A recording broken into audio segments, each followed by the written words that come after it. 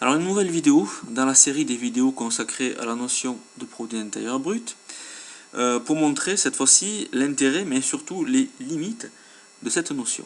Donc ça sera notre objectif qui sera de savoir expliquer l'intérêt et les limites du PIB en tant qu'indicateur de bien-être et de progrès.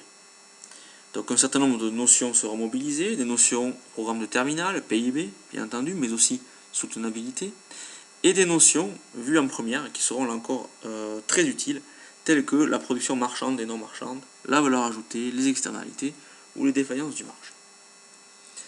Alors on peut se demander, pour commencer, pourquoi vouloir augmenter le PIB?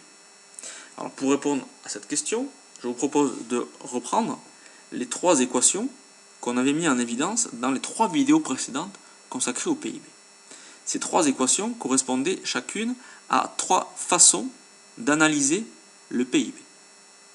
La première équation correspondait à ce qu'on peut appeler l'approche par la production.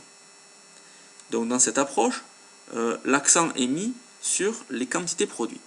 Plus on produit, donc plus le volume de production Q augmente, plus on a besoin de main-d'œuvre pour produire, ce qui est favorable à l'emploi et donc peut permettre de diminuer le chômage. Statistiquement, les périodes vertes, par exemple ici, permettent de montrer que lorsque le PIB augmente durablement, eh bien, le taux de chômage a tendance à diminuer. Donc un argument assez puissant finalement pour justifier que l'on souhaite augmenter le PIB. Deuxième équation, donc on a mis en évidence dans la deuxième vidéo consacrée au PIB, c'est l'approche par les revenus. On avait vu que le PIB servait de base à la formation des revenus des agents sous forme de salaire et de profit. Donc par exemple, augmenter le PIB peut permettre d'augmenter le salaire des salariés. Et effectivement, statistiquement, là encore, depuis les années 80, donc période où il y a eu un changement de politique économique, eh bien on voit qu'il y a une corrélation très forte entre hausse du PIB et hausse des salaires. Troisième équation qui met en évidence ici l'approche par la demande globale. Le PIB peut être augmenté par la hausse de la consommation, mais aussi celle de l'investissement. Et en augmentant les salaires, la hausse du PIB peut permettre de consommer davantage, donc de permettre aux agents économiques de mieux subvenir à leurs besoins. La hausse du PIB peut se traduire également donc par une hausse de l'investissement. On considère en général qu'une hausse de l'investissement est un élément favorable au développement des entreprises et plus généralement de l'économie. Alors on a montré les principaux arguments en faveur d'une hausse du PIB, mais on peut également montrer que cette hausse du PIB peut poser un certain nombre de problèmes. On va reprendre ces trois équations pour illustrer ces problèmes. Donc dans le premier cas, la présence des prix dans le calcul du PIB montre que seule la production marchande est évaluée de manière correcte par le PIB. La production marchande, c'est celle qui fait l'objet d'une vente, donc l'objet d'un prix sur les marchés. Quand on dit production marchande, on dit toutes les productions marchandes, c'est-à-dire même celles qui ne contribuent pas à l'amélioration du bien-être. Par exemple, lorsque on assiste à une hausse des accidents de la route, eh bien, la production marchande augmente sous l'effet de la hausse de l'activité des garagistes, des concessionnaires automobiles, aussi peut-être également des croque-morts. Donc, on va avoir une hausse de la production marchande, mais sans pour autant une amélioration du bien-être global. Donc, conséquence de ce qu'on vient de dire, c'est que du coup, la hausse du PIB mesure mal la production non marchande, c'est-à-dire celle qui ne fait pas l'objet du paiement d'un prix. On pense notamment aux dépenses d'éducation.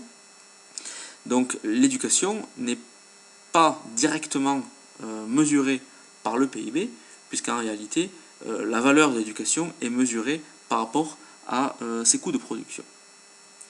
Ce qui est également très mal mesuré par la hausse du PIB, c'est que c'est la production non rémunérée.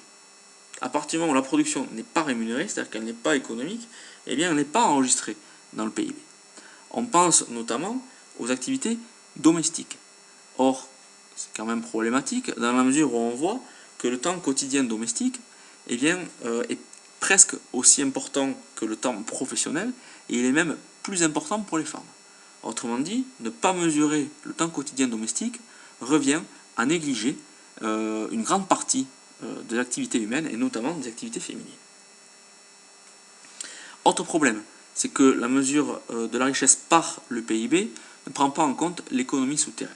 On pense ici au travail non déclaré, le travail au noir, mais aussi au travail illégal de type trafic de drogue, etc.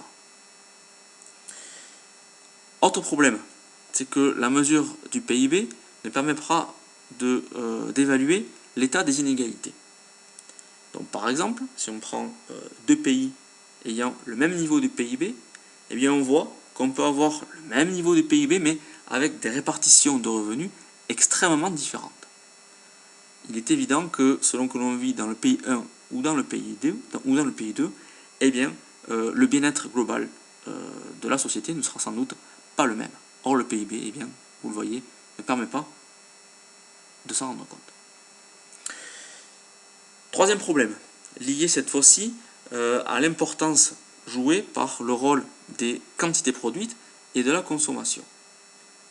Plus on produit, plus on consomme, plus le PIB augmente. Mais ceci peut être au détriment de l'environnement. Produire, consommer sont des activités économiques qui présentent des externalités négatives, c'est-à-dire de nombreuses atteintes environnementales que le PIB, évidemment, ne permet pas de prendre en compte.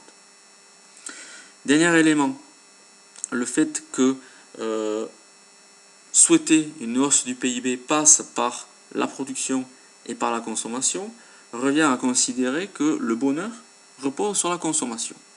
Effectivement, les modèles économiques de référence reposent sur cette idée.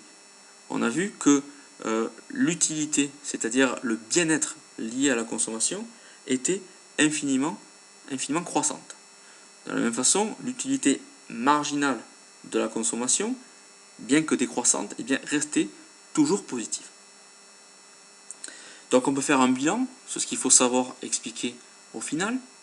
Donc le PIB présente un intérêt, on l'a dit, mais aussi des limites. Dans la catégorie intérêt, on a vu que la hausse en volume du PIB est un outil de lutte contre le chômage. On a vu aussi que la hausse en volume du PIB est un outil d'augmentation des revenus.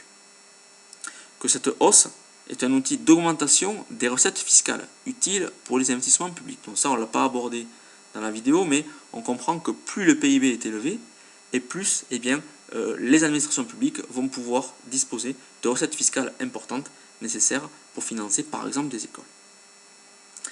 Dernier élément à l'appui d'une hausse du PIB, c'est qu'elle permet de stimuler l'investissement et donc favorise la modernisation de l'économie.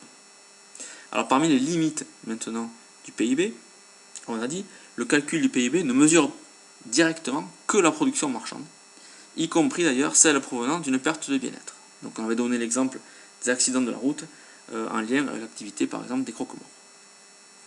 Le calcul du PIB mesure mal la production non marchande, telle que celle issue de l'éducation, la production non rémunérée et la production souterraine.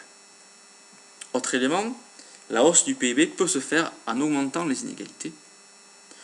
La hausse du PIB peut se faire en détruisant l'environnement, donc c'est ce qu'on avait appelé les externalités négatives.